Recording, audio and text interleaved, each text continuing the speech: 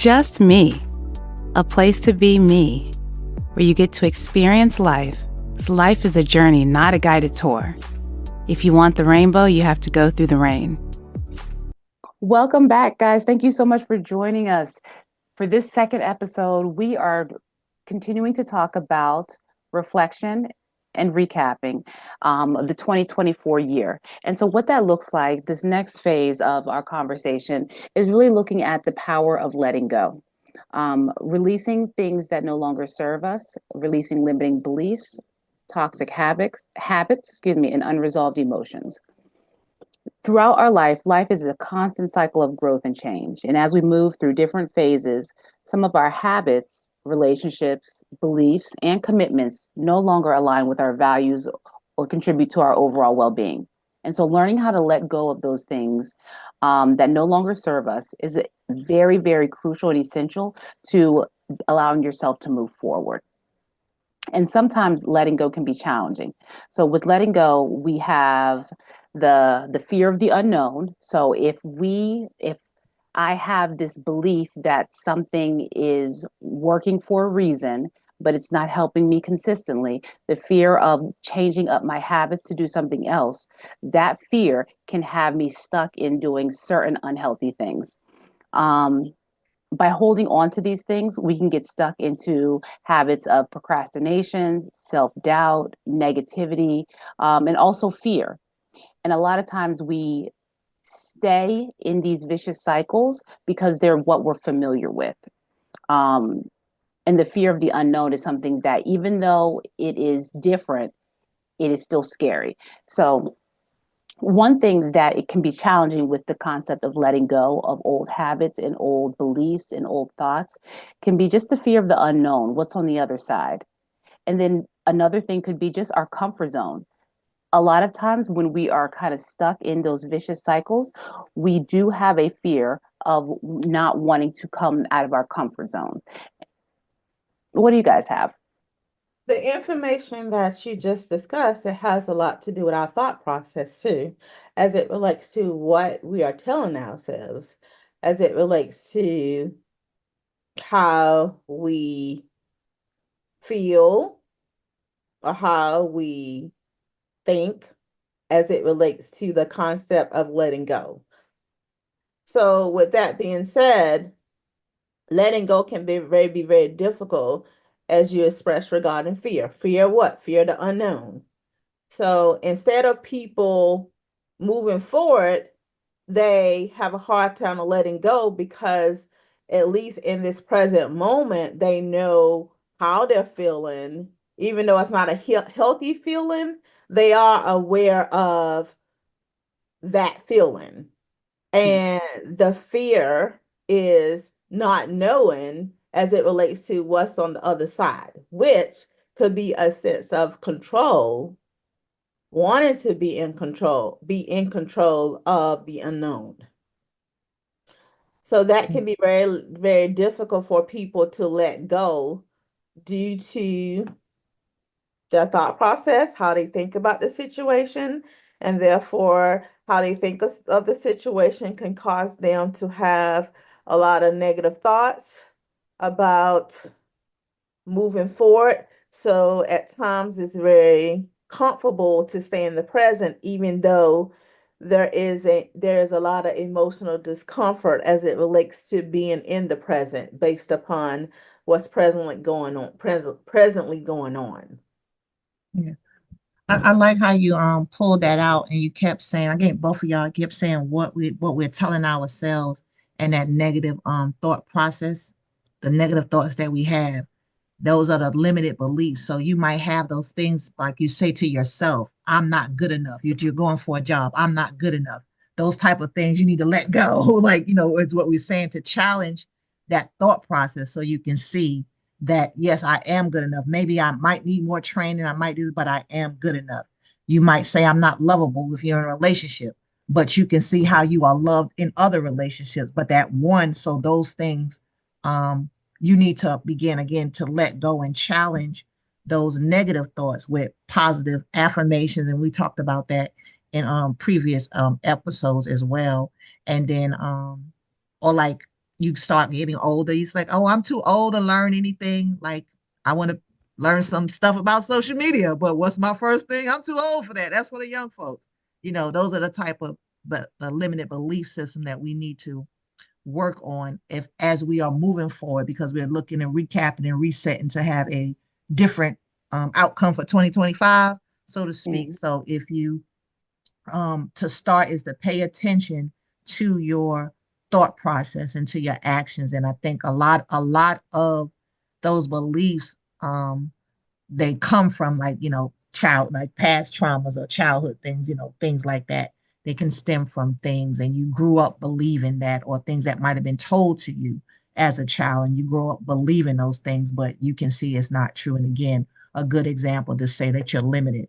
I'm not good enough for this job, or I'm not a lovable person and I'm in a relationship.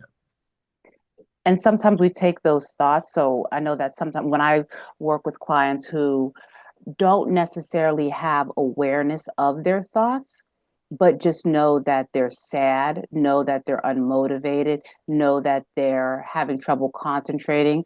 I ask them, okay, well, what are some of the stressors that are going on with you?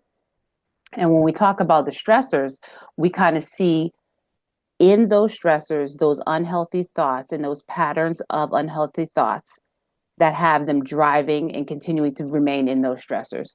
So one of the, like Tracy said, one of the things that sometimes we don't recognize that we're saying to ourselves is, I'm not good enough for A, or I don't have the ability to complete A or B. And so that in and of itself is creating limitations and the limiting beliefs and making it hard for you to let go of some of the things in order to progress to the future. I have a friend who wanted to move to Charlotte, wants to move to Charlotte extremely bad, but there are some other financial restraints in the way where she's not able to do that right now. So instead of saying, well, I'm just never going to move to Charlotte, the reframe that we looked at was, okay, well, what do I need to do to address my financial situation so I can make it happen? That is the change of letting go of that negative thought or negative belief and pushing yourself forward. So that's one example of quote unquote letting go, is switching your mindset. Mhm. So what you just did was shift the perspective. Mm-hmm. Shifting the perspective as it relates to how they are looking at things. Now, that's I mean, all it takes is re looking at the situation in a different perspective. So you have the opportunity to shift your perspective, and whenever you're able to shift your perspective, it has a connection with possibly changing your mood to the point where you can provide steps as it relates to helping you move forward.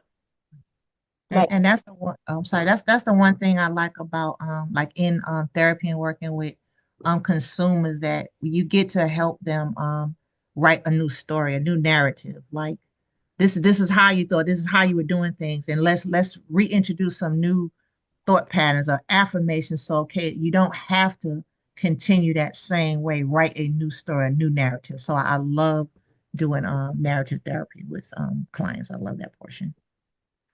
and then also with that, really seeking support from others. So if you find that it's very difficult for you to let go, acknowledge your feelings. As we expressed earlier, when Miss Sasha said with her friend, identify what's really holding you back, shift your perspective, and also really seeking support. Like, you can receive support from others as it relates to helping you let go of the past and move forward. I think that one of the things that really people kind of resonate with are feelings of anger, guilt, resentment, and grief. Um, sometimes those emotions can show up, but we don't know why they show up, but we are trying to filter through them so that we can move forward in our lives. So feelings of anger, guilt, grief can weigh heavily on our mental and emotional well-being. And if we don't sort through those emotions and figure out why we're holding on to these feelings so tightly, then it can hinder us from moving forward. So sometimes anger can work as a means of protecting ourselves. I'm going to stay angry with this situation because I don't want to get hurt again. So I'm going to hold on to this so that nothing else, this same situation doesn't happen again. If I keep my guard up, I won't be able to let this happen again. But that limited belief, not the inability to let go of that anger, is protecting you right now, but it's also limiting you from moving forward and opening yourself up to opportunities in the future. Oh wow, that happens a whole lot with people. Mm-hmm. Usually, as Miss Tracy said earlier, that comes from Mm-hmm. past trauma in present situations. And we see that a lot with consumers where they miss so many opportunities because they allow that anger, which is a defense mechanism, to keep them from letting people in and also letting go. And I like when you talk about just anger, just to say, okay, you talk about you come in, you full of anger and all this hateness or bitterness, and then say, what has it got you? And then let them list what have anger has gotten you. And look at your behaviors. You always talk about you got headaches, you got migraines, you got this, you got that. I'm always frustrated. And it's key words. And when you look at, oh, my anger causes me to be isolated from people because when I'm angry, I tend to get away. And when you actually see what it does to you, you be like, wait a minute, is that me? Does that really represent me? And now when you can look at how you look, it also can help you shift and be like, I need to do something different because I didn't know that that's what I really look like. Mm-hmm. Mm-hmm. And nobody told me. It's not my opinion. You wrote it. You said it yourself. Well, normally when I'm angry, I do this. So what does that look like? And little do they know, I'll pick up the paper and say, so this is what you look like when you're angry. And you can literally see like, oh, this is a monster because I don't want to be this type of person. But you told me this is what you look like. And when you see it, that visual, I'm a visual learner. When you see it, it hits you a whole lot differently. So that's just one a type of tool that I've been able to use to help people to get on that train of let go. Like, oh yeah, I'm gonna get on that bus. Some of those things I'm gonna have to get off this wagon going Mm-hmm. into a new relationship, a new career, a new year. And again, we're talking about growth and just reflecting and resetting for the month of December. And I'm glad that you mentioned relationships, Tracy, because a lot of times we'll hold on to relationships in our lives just because they are, we go way back. We've been friends since middle school. We've been friends since high school, or we've been in a relationship with this person since high school. We've been in a relationship with this person. They helped us out when we needed support with a family or a car or financial resources and support. And in the same time of us not wanting to let go, we are also ignoring or putting a blanket over some of the things that are unhealthy in the relationship. So, yes, that person has helped in the past, but also in the present right now, where are you at with your relationship? Are you holding on to it for healthier reasons or for the sake of because it's been such a long time? Mhm.